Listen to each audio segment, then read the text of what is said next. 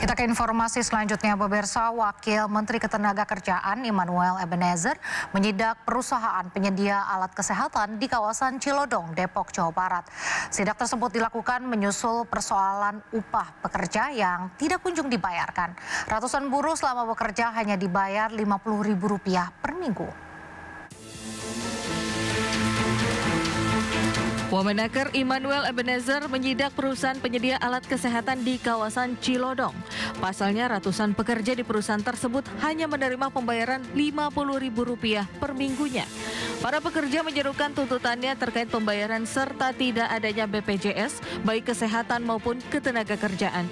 Pihak manajemen pun mengaku omset perusahaan memang sedang anjlok. Wamenaker menyebut pihaknya sudah berkoordinasi juga dengan Pemkot Depok terkait hal ini agar masalah tersebut dapat menemui titik terang. Total ada 500 pekerja yang hingga kini pembayaran terkait gajinya tidak jelas. Ini karena sifatnya sidak, ya kita akan pelajari semua, tapi yang pasti kita akan mencari solusi yang terbaik. Kalau ditanya soal pelanggaran banyak sekali, tapi kan bukan di situ. Tugas negara harus mampu mencari solusi yang terbaik. Tetap kita menjaga pelaku usahanya, juga kita menjaga kesejahteraan kawan-kawan buruhnya. Nah itu tugas negara menjadi jembatan komunikasi yang baik. Sementara Doni, salah satu pekerja mengatakan sejak tahun 2024 pembayaran gaji mereka tidak jelas, mulai dari dibayar hanya separuh hingga pernah tidak dibayar. Bahkan THR mereka pun hingga kini belum dibayarkan. Diliburkan kita dari Maret, Pak, bulan puasa. Dari bulan Maret? Ya. Dari itu bayarnya dicicil gaji yang dicicil setiap minggunya, 100.000. Awal-awalnya bagus, 300.000, 200, 150, 50 bahkan. Bahkan minggu kemarinnya hari apa itu kami nggak dibayar. Dengan alasan tidak ada uang.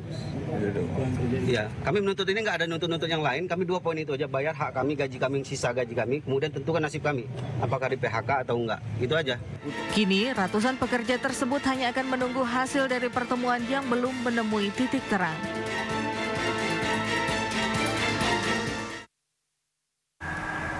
Nasib naas menimpa Nazwa Alia, warga Deli Serdang, Sumatera Utara. Lulusan SMK Telkom 2 Medan tersebut meninggal dunia di Kamboja setelah sebelumnya pamit untuk menjalani wawancara kerja di sebuah bank.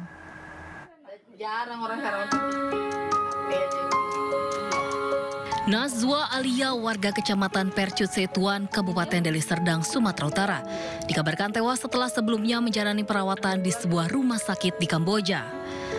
Sejak lama Nazwa yang merupakan lulusan SMK itu memiliki keinginan untuk bekerja di luar negeri.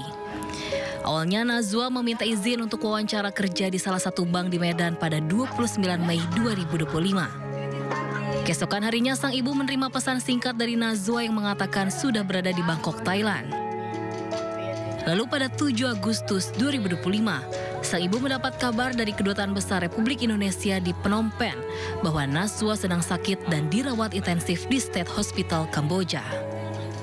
Kemudian pada 12 Agustus, Nazwa dikabarkan meninggal dunia.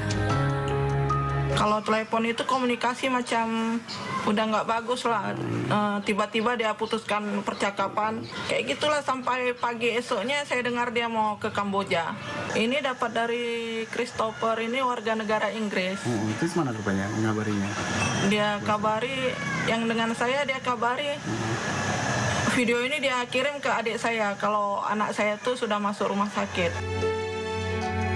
Ibu dari Nazwa mengaku pasrah karena tak punya uang untuk biaya pemulangan jenazah anaknya yang mencapai $8.500 Amerika atau sekitar 138 juta rupiah. Pasar tenaga kerja tanah air menghadapi guncangan yang sulit lantaran gelombang pemutusan hubungan kerja masih berlanjut. Berdasarkan data Kementerian Ketenagakerjaan, Jawa Tengah menjadi provinsi dengan PHK tertinggi. Sebanyak 10.995 pekerja di Jawa Tengah terkena PHK. Pasar tenaga kerja tanah air menghadapi guncangan yang sulit pada paruh pertama tahun ini. Gelombang pemutusan hubungan kerja atau PHK terpantau melejit lebih dari 30%. Paling tinggi terjadi di Jawa Tengah sebanyak 10.995 pekerja.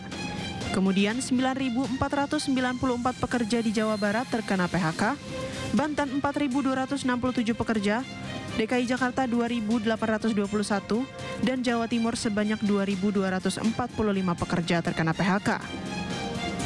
Berdasarkan data dari Satu Data Kementerian Ketenagakerjaan, sepanjang Januari hingga Juni 2025, tercatat ada 42.385 pekerja yang mengalami PHK. Angka ini melonjak 32,19% dibanding periode yang sama tahun lalu yang sebanyak 32.064 orang.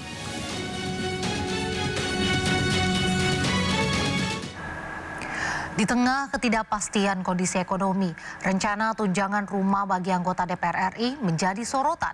Tak main-main, tunjangan rumah anggota DPR RI bisa mencapai 50 juta rupiah.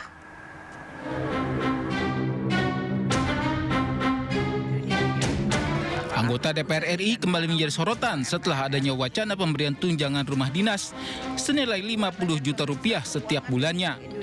Wakil Ketua DPR Adis Kadir membenarkan adanya anggaran ini, namun dia membantah gaji pokok anggota DPR naik. Menurutnya anggaran ini dibuat lantaran pengadaan rumah dinas sudah ditiadakan. Angka 50 juta rupiah pun dinilai wajar untuk rumah di sekitar Senayan, Jakarta Pusat. Sekarang ini kan tidak ada rumah dinas lagi, jadi anggota DPR sudah tidak ada rumah dinas, tidak dapat rumah dinas. Hitungannya memang kalau mereka ngontrak rumah atau kos saja, ruangan 4x6 begitu, dengan kamar mandinya itu kan kurang lebih di dekat-dekat Senayan ini 3 juta per bulan. 3 juta itu udah paling murah. Kalau dikalikan 1 bulan dianggap 26 hari mereka bekerja, berarti kurang lebih 78 juta. Masalah anggaran rumah dinas ini sebenarnya sudah menjadi polemik sejak periode lalu. Saat itu anggota DPR beralasan rumah dinas yang ada banyak yang tidak layak huni, sehingga anggaran rumah dinas pun diperlukan untuk renovasi rumah. Tim Liputan iNews melaporkan. Usai aksi unjuk rasa penolakan kenaikan PBB berakhir ricuh, pemerintah Kabupaten Bone, Sulawesi Selatan akhirnya membatalkan kenaikan PBB. Beginilah kericuhan warga Bone saat melakukan aksi unjuk rasa menolak kenaikan PBB yang terjadi di depan kantor Bupati.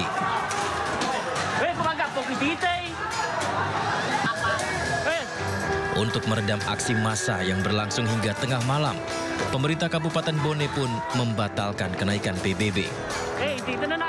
Keputusan diambil usai diskusi antara pemerintah Kabupaten Bone dan Kementerian Dalam Negeri.